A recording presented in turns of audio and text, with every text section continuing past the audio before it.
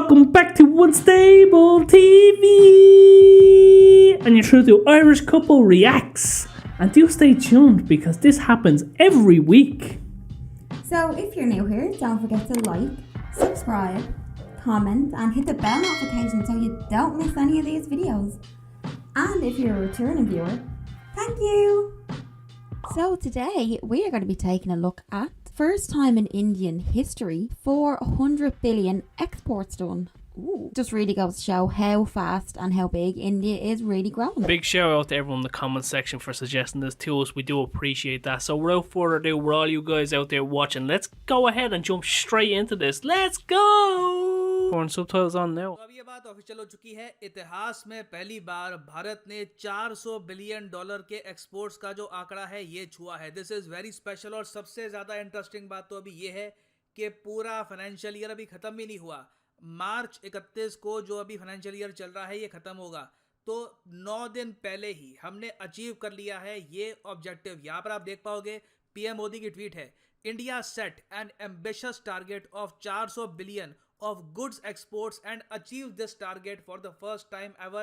ये यहाँ पर कंग्रेचुलेट कर रहे हैं अपने किसानों को, वीवर्स को, जो छोटे मध्यम वर्ग की एंटरप्राइजेस हैं इनको, मैन्युफैक्चरर्स को, एक्सपोर्टर्स को। और बिल्कुल अपने आप में ये बहुत ही स्पेशल है क्योंकि यहाँ पे आपको समझना होगा पिछले साल हमारा जो टोटल एक्सपोर्ट्स था गुड्स का, माइंड यू हम यहाँ पर सर्विसेज का जो एक्सपोर्ट होता है, जो इन्फोसिस, टीसीएस हमारी आईटी कंपनीज करती है, उनको काउंट नहीं कर रहे। ये सिर्फ हम बात कर रहे हैं टेंजिबल गुड्स की, जो कार्गो के थ्रू हम दुनिया भर में एक्सपोर्ट करते हैं। तो इसका एक्सपोर्ट आप अगर देखो तो पिछले फाइनेंशियल ईयर में था 292 बिलियन डॉलर।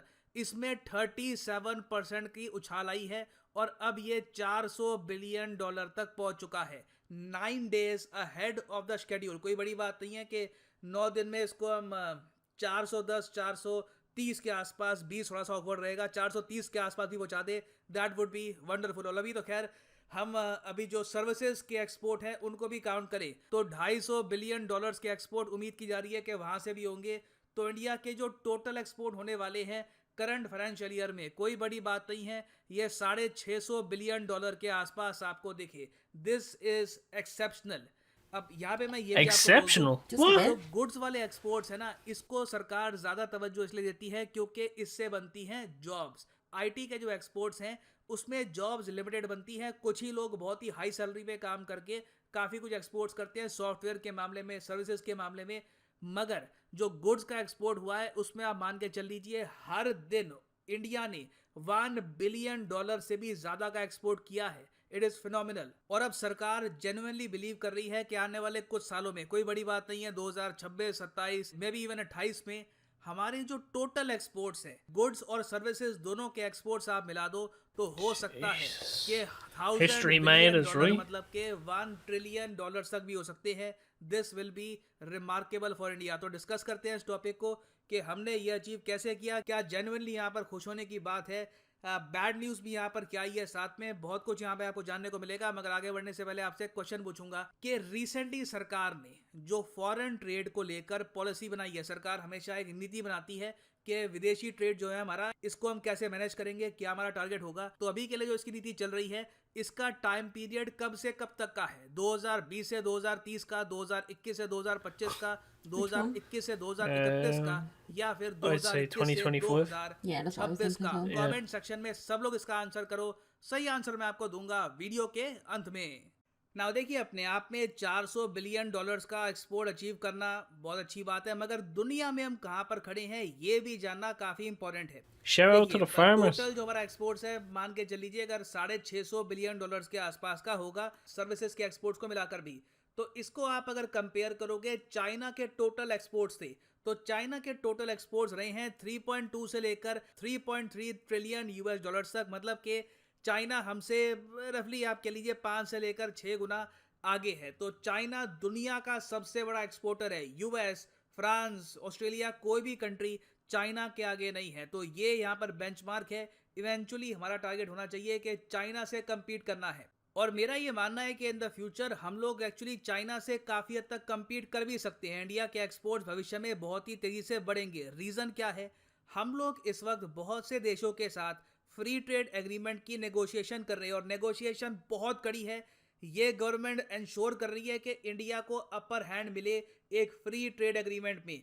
एक बार को चाहे बातचीत में कई साल क्यों ना बीत जाए, पहले कोई छोटी ट्रेड डील हो, बाद में बड़ी ट्रेड डील हो, डज नॉट मैटर, जो भी फ्री ट्रेड एग्रीमेंट हो उसमें इंडिया को It does फायदा not होना matter. चाहिए। तो अभी इंडिया देखिए एफटीए साइन करेगा प्रॉपरली ऑस्ट्रेलिया के साथ, फिर यूरोप के साथ साइन करेगा, यूके के साथ बात चल रही है, बहुत से देशों के साथ। एक बार एफटीए प्रॉपरली हमने साइन कर लिया, फिर आप देखेंगे इंडिया के जो एक्सपोर्ट्स हैं और भी ज़्यादा बढ़ेंगे एंड इवेंचुअली हम बिल्कुल चाइना से ही compete करने वाले हैं। इस Yeah, सब में exactly. देखिए How did हमने he एक achieve काम it? ये भी किया है, नई मार्केट्स कैप्चर करी हैं। अफ्रीका में कई देश हैं, इथोपिया है, नाइजीरिया है, वहां पर पहले हम कुछ ज़रा एक्सपोर्ट करते नहीं थे। अब रिसेंटली हमने देखा है कि इंडिया के फार्मास्यूटिकल प्रोडक्ट्स, हमारी दवाइयां हैं जो इंडिया में हम बनाते हैं, वैक्सीन products हैं, were ये big सब thing, हमने और weren't they? एक्सपोर्ट करी है Yes, वहां they पर। were. फिर एक टाइम में जो गल्फ कंट्रीज हैं, Saudi Arabia, The UAE, past 2 years, यहाँ it's like पर not फूड really का नंबर 1 helped. सप्लायर हुआ करता रहा इंडिया। एग्रीकल्चरल प्रोडक्ट्स में हमने रिसेंटली ब्राजील को पीछे छोड़कर वापस टाइटल रिक्लेम किया है of largest food exporter to Gulf reason.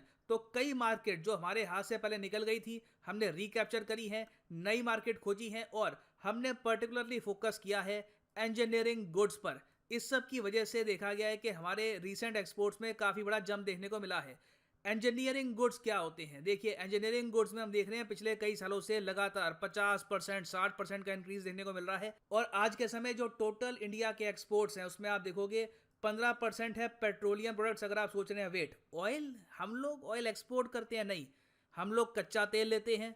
हमारे देश में बहुत सारी रिफाइनरीज हैं, उन रिफाइनरीज का बनाते हैं पेट्रोल, डीजल, वेरियस और प्रोडक्ट्स, उसको हम बेचते हैं बाकी देशों को, तो इसलिए यहाँ पर ऑयल लिखा हुआ है। फिर इंजीनियरिंग गुड्स आपको दिखेंगे। देखिए इंजीनियरिंग गुड्स ने अकेले टोटल हमारा कंट्रीब्यूशन दिया है What 110 happened? बिलियन डॉलर्स का। इंजीनियरिंग गुड्स में बहुत सी चीजें आती हैं जैसे कि इंडस्ट्रियल मशीनरी हो गई, मेटल प्रोडक्ट्स हो गए, स्टील आता है, यहाँ पर एलॉयज आते हैं वेरियस टाइप के, ट्रांसपोर्ट इक्विपमेंट, मेडिकल डिवाइसेस, ये सब आता है इंजीनियरिंग गुड्स में। तो ये हमारा जो सेक्टर है बहुत ही ज़्यादा तेज़ी से आगे बढ़ा है। और अब देखिए इन द फ्यूचर क्या होने वाला है, जो हमारा एग्री सेक्टर है ना, जिसका कंट्रीब्यूशन एक्सपोर्ट्स में भी 9% के आसपास है, इसमें बहुत ही बड़ा जंप आपको देखने को मिलेगा। क्योंकि जैसे मैंने प्रीवियस वीडियोस में आपको बताया है, वीट की दुनिया भर में कमी महसूस की जा Are रही we है और on the बताया जा maize रहा है कि exports इंडिया as well? बहुत ही बड़े स्केल पर दुनिया का अन्नदाता बन के India's उभरेगा। definitely हम benefiting लोग here. Export Oh, yeah. करेंगे वीट दुनिया भर के देशों को। कोई बड़ी बात नहीं है कि पाकिस्तान भी इंडिया का वीट परचेज करे। अगर इनमें दिमाग कम होगा तो थर्ड पार्टी से लेंगे, मतलब कि पहले इंडिया ने वीट बेचा सऊदी अरेबिया को या फिर यूएई को, फिर पाकिस्तान यूएई से परचेज कर रहा है। अगर इनमें दिमाग होगा, ये रीजनेबल लोग हैं, तो कहीं ना कहीं इंडिया से ये लोग वीट का जो ट्रेड है ये ओपन करेंगे। नहीं तो पाकिस्तान में जो गेहूं के दाम है ये बहुत ही ज़्यादा हो जाएंगे इन द नियर फ्यूचर। तो ये सब तो है अपने आप में गुड न्यूज़। बैड न्यूज़ क्या है? देखिए बैड न्यूज़ यहाँ पर ये है कि हम लोग अभी खुशियाँ बना रहे हैं कि देखो हमने कितना सारा सामान बेचा। अब देखो अभी एक और आंकड़ा हमारे सामने आएगा कि हमने कितना कुछ खरीदा, क्योंकि याद रखिएगा इंडिया जितना बेचता है उससे ज़्यादा खरीदता है। इसलिए हमारे देश में है CAD, मतलब कि करंट अकाउंट डेफिसिट। तो जो हमारा CAD है डेफिनेटली इस बार बढ़ने वाला है।